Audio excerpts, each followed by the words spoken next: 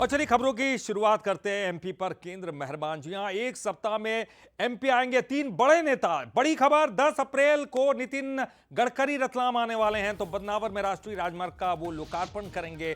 11 अप्रैल को प्रधानमंत्री मोदी अशोकनगर आएंगे, आनंदपुर ट्रस्ट के कार्यक्रम में शामिल होंगे मोदी।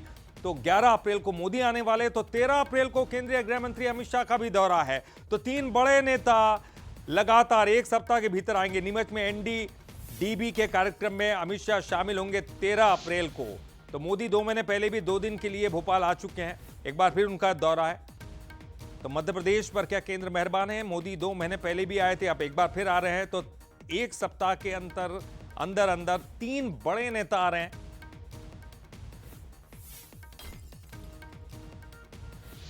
तो आपको बता दें कि पहले नितिन गडकरी आ रहे हैं।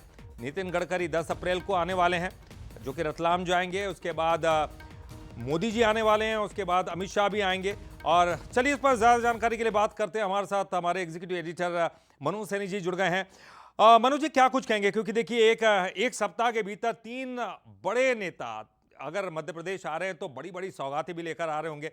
तो क्या आप ये कह सकते हैं कि मध्य प्रदेश पर केंद्र मेहरबान है?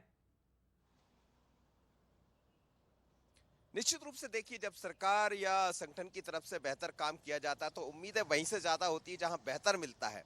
और इसलिए आप देखिए कि प्रधानमंत्री नरेंद्र मोदी का ये दूसरा दौरा होगा। 23 फरवरी को यहाँ पहुंचे थे, 2 दिन रुके थे मध्य प्रदेश में। वो जीआईएस का उद्घाटन किया था, उससे पहले वो बागेश्वर धाम गए थे। और उसी बीच में संगठन के नेताओं से 2 घंटे की लंबी चर्चा की थी। इसका मतलब ये कि मध्य प्रदेश कहीं ना कहीं केंद्र मेहरबान भी है और केंद्र के दिमाग में भी मध्य प्रदेश है। तो ये समझ आता, पीएम का ये दूसरा दौरा है, 11 तारीख को यहाँ पहुंचने वाले हैं। और आनंद ट्रस्ट, जो सिंधी समाज पंजाबियों का एक बड़ा ट्रस्ट माना जाता है, वहां रुकने भी वाले। संभावना है कि 2 दिन भी हो सकता है उनका ये दौरा। हालांकि 11 तारीख का तय हुआ है, लेकिन इसके अलावा नितिन गडकरी दूसरी बार आ रहे हैं महीने भर के भीतर। इससे पहले अभी इंदौर आए थे और इंदौर के बाद अब मालवा में ही फिर दूसरी बार आ रहा है। और बड़े राष्ट्रीय राजमार्ग जो बदनावर से शुरुआत होने जा रही है, उसकी शुरुआत करने जा रहे हैं। इसी तरह अमित शाह का राष्ट्रीय डेयरी प्रोडक्शन को लेकर संघों के साथ जो करार हुआ है, अलग अलग दूध संघों के साथ, उसको करने जा रहे हैं। 13 तारीख को यहाँ पहुंचने वाले भोपाल। तो इससे समझ आता है कि आखिर केंद्रीय नेतृत्व मध्य प्रदेश पर कितना मेहरबान है, या ये कहा जाए कि केंद्रीय नेतृत्व को मध्य प्रदेश का काम कितना भाता है, वो तो इसी तरफ इशारा करता है। जाहिर है, बड़े नेता आते हैं तो सरकार को भी ऊर्जा मिलती है, दूसरी तरफ संगठन से जुड़े कार्यकर्ताओं को भी ऊर्जा मिलती है और मध्य प्रदेश को नई नई सौगात मिलती है। तो अच्छा है, लेकिन अपने आप में बड़ी बात हो जाती है कि 3 दिन के भीतर 3 बड़े नेता मध्य प्रदेश में होंगे। चलिए, बहुत बहुत शुक्रिया मनु जी इस पूरी जानकारी के लिए, बातचीत करने के लिए। तो निश्चित तौर पर अगर मध्य प्रदेश में आएंगे तो बड़ी बड़ी सौगातें मिलेंगी, और ये ही सब देखना चाहते हैं।